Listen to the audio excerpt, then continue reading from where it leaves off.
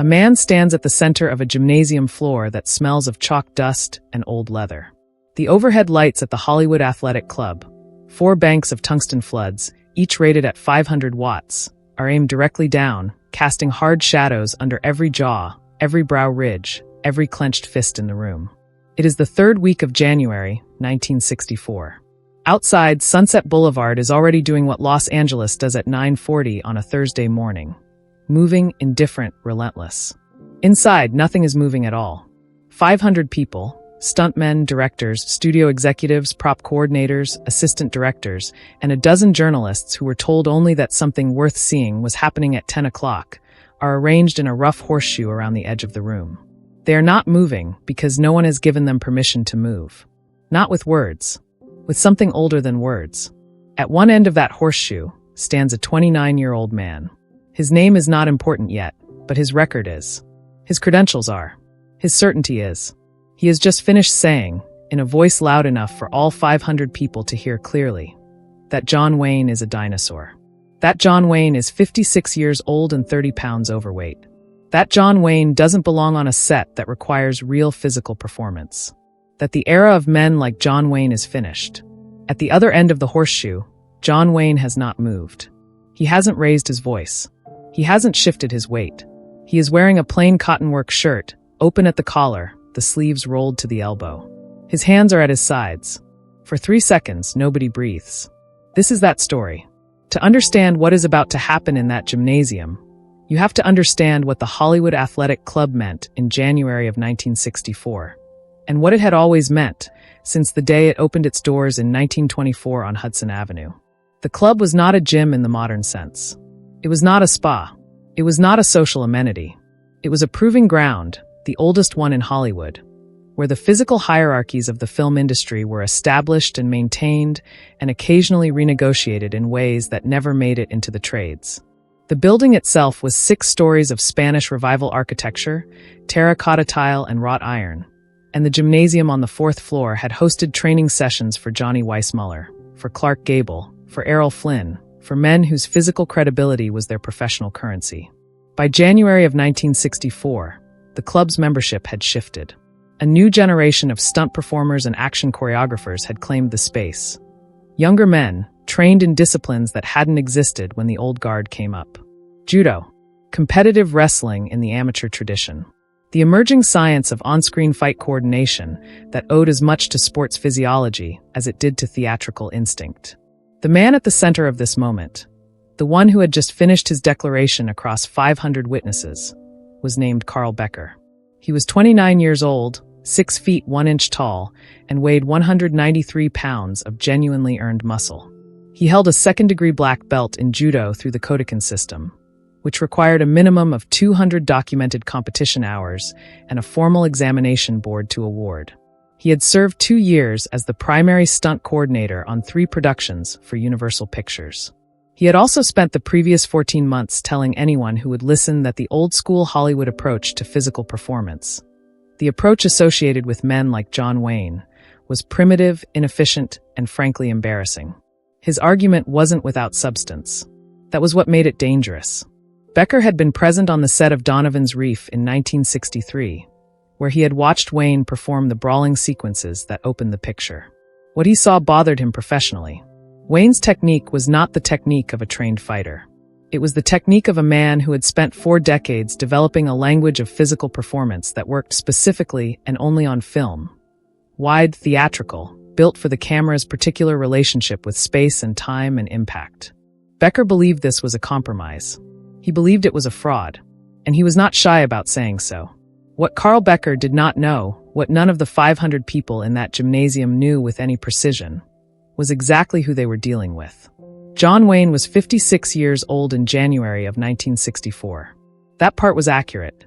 He stood 6 feet 4 inches tall and had recently carried somewhere between 245 and 255 pounds on that frame, a fact that various trade publications had noted with the particular kind of delicate concern that passes for professional journalism when someone is also a box office institution.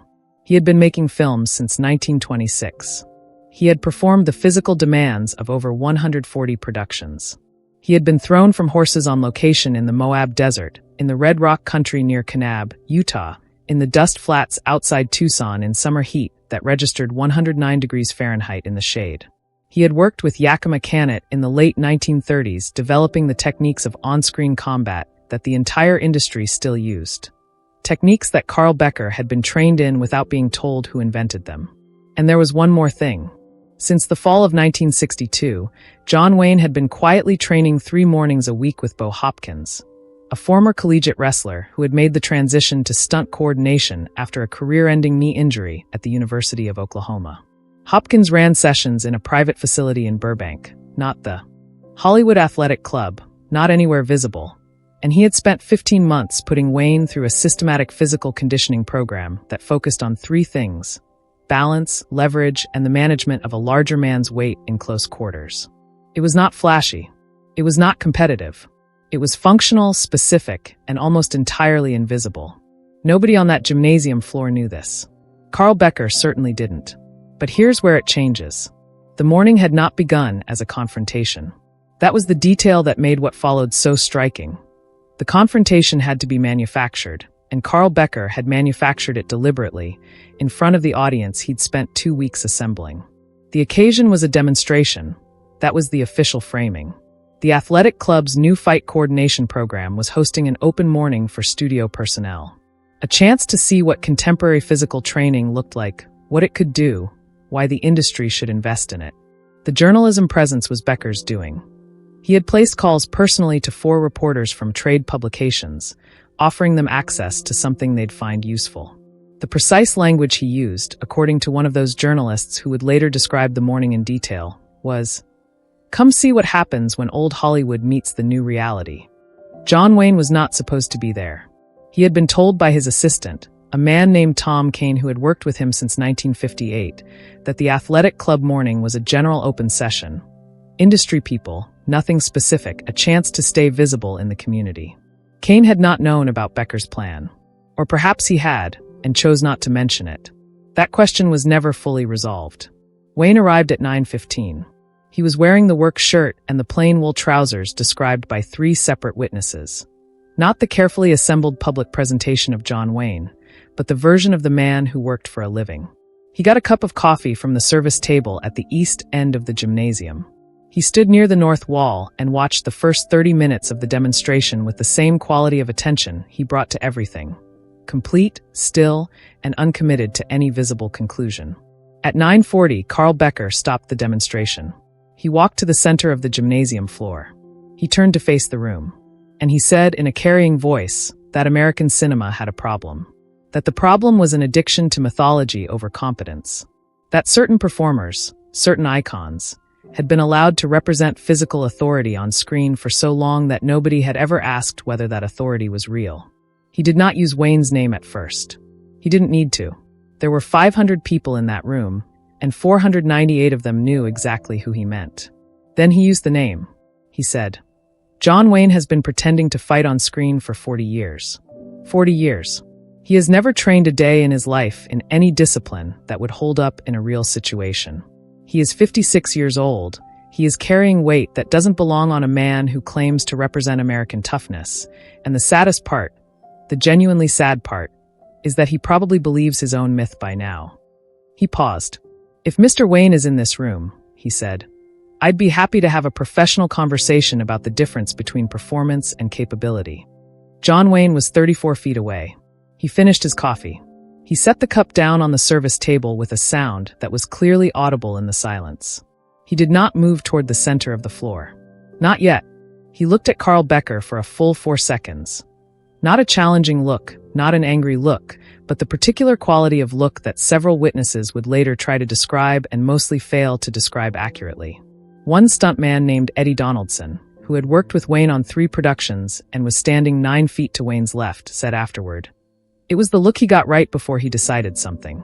I'd seen it twice before on set, and both times it meant that whatever was about to happen, Duke had already finished thinking about it." Then John Wayne spoke. He said, "All right. 2 words." The room waited.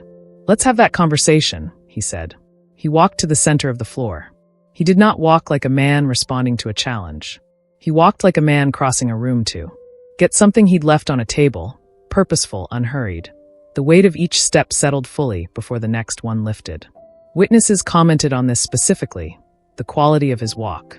He covered the 34 feet in 11 steps.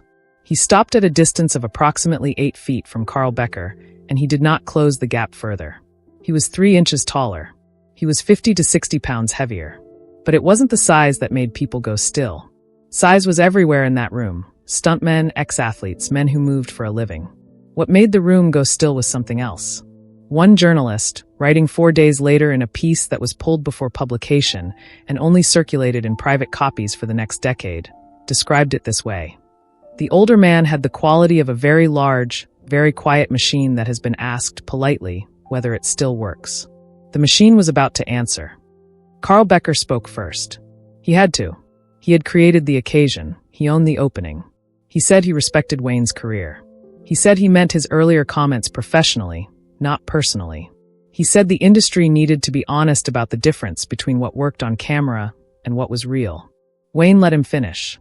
He nodded once. "You want to show me something," he said. It wasn't a question. Becker said yes. He said he wanted to demonstrate, specifically, why the kind of work Wayne represented on screen couldn't hold up under real pressure. He was calm about it. He was, in his way, respectful about it. He believed what he was saying. That mattered. It made him dangerous in a different way than a purely arrogant man would be dangerous. Carl Becker was 29 years old and completely right about several things, and he was about to find out where his rightness ended. A producer named Harold Mirisch was standing 12 feet away. He moved 2 steps toward the pair and started to say something. A professional intervention, a let's be reasonable, the kind of de-escalation that Hollywood ran on. Wayne turned his head a precise 6 degrees and looked at Mirisch. Mirisch stopped. He would later say he couldn't fully explain why he stopped. Something in his face, he said. He wasn't angry. That's what was strange. He wasn't angry at all. Wayne turned back to Becker. "Show me," he said. In the first second, Carl Becker moved. He was trained. He was fast. He covered the 8-foot gap with the kind of step and enter that the Kodokan system teaches in its intermediate progression. The right foot driving, the hips rotating through, the lead hand moving toward Wayne's lapel to establish grip control, which is the foundation of every judo throw. It was technically correct. Against most opponents, it would have been the beginning of the end of the exchange. In the second, something happened that a 29-year-old judo practitioner with 200 documented competition hours was not prepared for. Wayne didn't step back. He didn't reach for a countergrip. He didn't do any of the things that Becker's training had prepared him to meet. Wayne stepped, specifically, deliberately, with the weight transfer efficiency that Bo Hopkins had spent 15 months building into the man's body. Not away from the grab attempt, but into it. Inside it. His left arm came down across Becker's reaching forearm with a downward pressure that used approximately 90 pounds of momentum and 36 inches of lever arm, and the grab dissolved before it could form. In the third second, Wayne's right hand found Becker's shoulder, not gripping, not striking, but placing. Setting. A point of contact that announced, "I know exactly where you are." In the fourth second, Becker adjusted. He was good enough to adjust.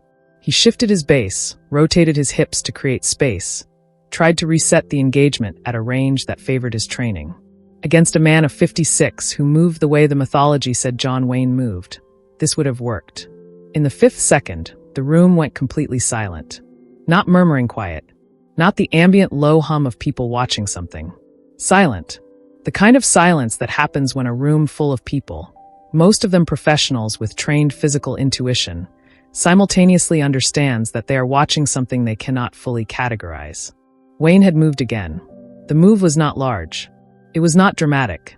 It was not the kind of thing that translates well into description because its significance was entirely spatial and gravitational. A question of where two men's weight was relative to each other and who controlled the answer to that question. Becker was not on the ground. He was not hurt. But he was, in a way that was instantly legible to every former athlete and stuntman in that room, in a position from which there was no good next move. His left heel had left the floor by approximately 2 inches. His center of mass had shifted forward and to the right by a margin that was not catastrophic, but was decisive. He was, in the precise physical vocabulary of competitive grappling, compromised. Wayne held that position for 3 full seconds. He did not finish the movement. He stepped back. Not away back. There is a difference. Away suggests retreat. Back suggests choice. Wayne stepped back to the 6-foot range, dropped his hands to his sides, and waited. Becker stood still. He was breathing at a rate that was clearly elevated. His right hand had come up to his own shoulder, not rubbing it, just touching it, at the point where Wayne's hand had been. He looked at the older man for a long moment without speaking. Then he looked at the floor.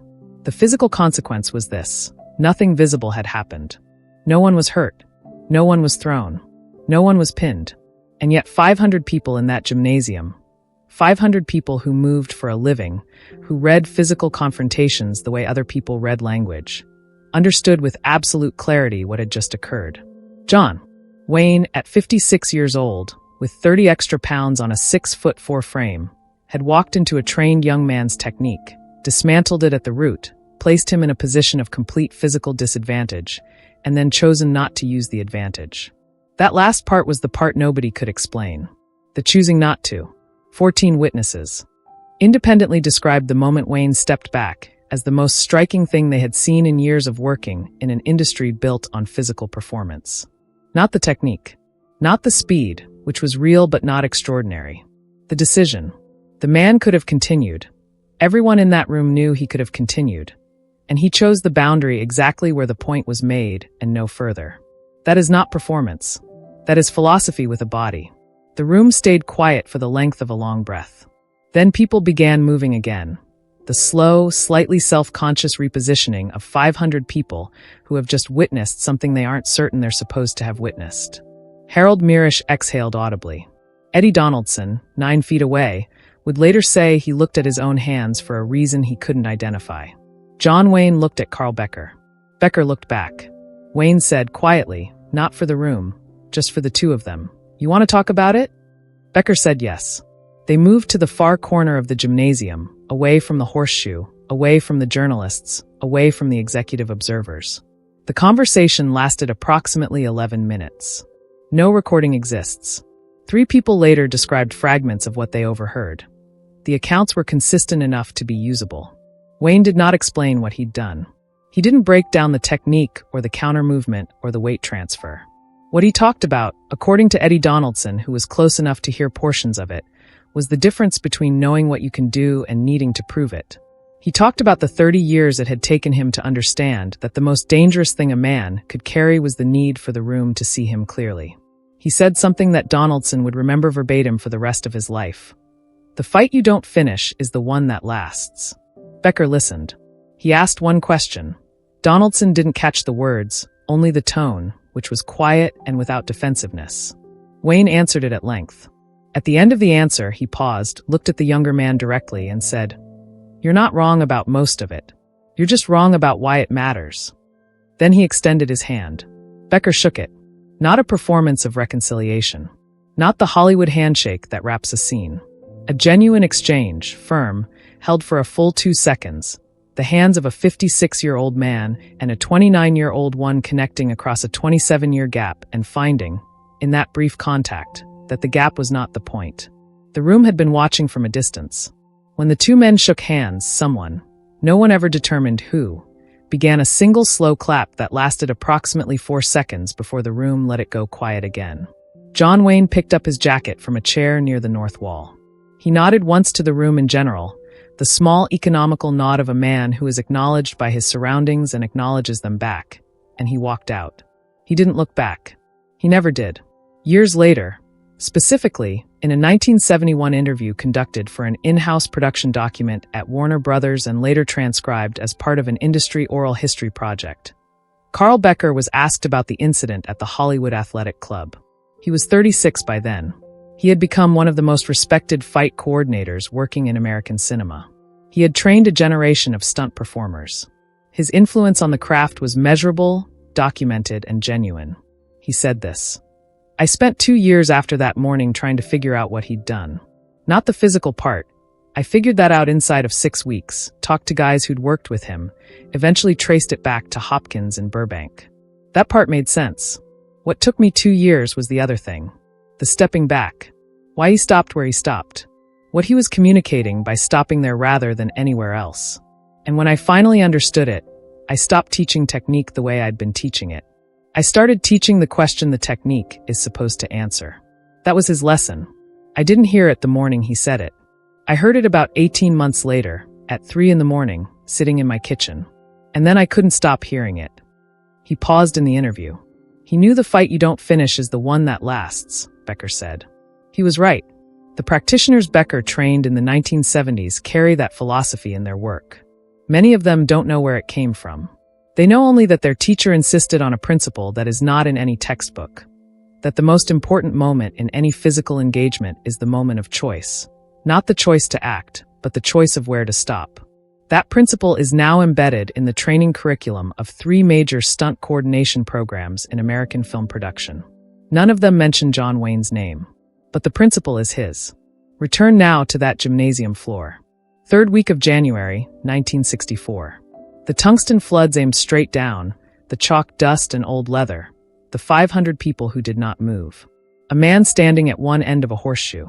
A man standing at the other end. 34 feet of hardwood floor between them. The older man has not raised his voice. He has not moved yet. He is waiting. And in that waiting, in the particular quality of his stillness, 500 people are already beginning to understand something that they won't have words for until much later, if they ever find the words at all. One decision. One demonstration.